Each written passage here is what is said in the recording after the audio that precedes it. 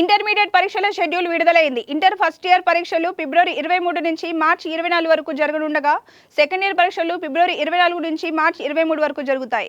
Practical పరీక్షలు ఫిబ్రవరి 1 నుంచి 10వ తేదీ వరకు నిర్వహించబడతాయి. ప్రైవేట్ మెడికల్ కాలేజీల వ్యవహారంలో ఉన్నవారిని తాము అధికారంలోకి వస్తే జైల్లో పెడతామని ఇటీవల వైసీపీ అధినేత జగన్ సంచలన ప్రకటన చేసిన సంగతి తెలిసిందే. అయితే దీనిపై బీజేపీ నేత సత్యకుమార్ యాదవ్ దీనిపై స్పందిస్తూ దమ్ముంటే తనను అరెస్ట్ చేయాలని సవాల్ విసిరారు.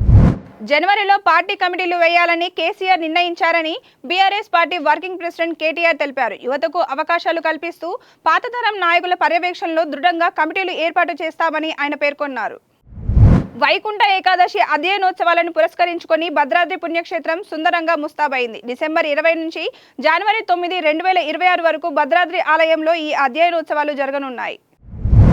బెట్టింగ్ యాప్లకు ప్రమోషన్ కల్పించిన కేసులో ఈడీ అధికారులు కీలక చర్యలు చేపట్టారు. ఈ కేసులో యువరాజ్ సింగ్, రాబీ నూతప్ప, నటులు సోనూ సూద్, నేహా శర్మ, తృణమూల్ కాంగ్రెస్ మాజీ ఎంపీ మిమీ చక్రవర్తి ఆస్తులను అధికారులు జప్తు చేశారు.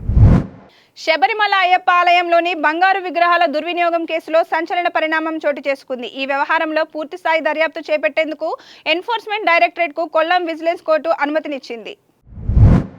లక్నోలోని ఎకానా స్టేడియంలో భారత్, సౌత్ ఆఫ్రికా మధ్య జరగాల్సిన 4వ టీ20 మ్యాచ్ పొగమంచు, వాయు కాలుష్యం నేపథ్యంలో రద్దయిన సంగతి తెలిసిందే.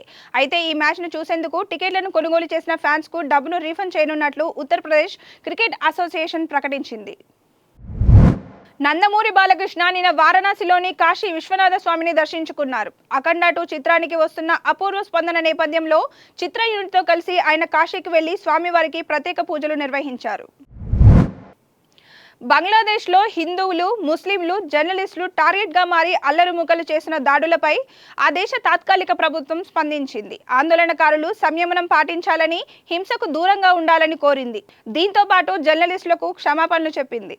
Please subscribe to the channel and download the Politicos app from the links in the description.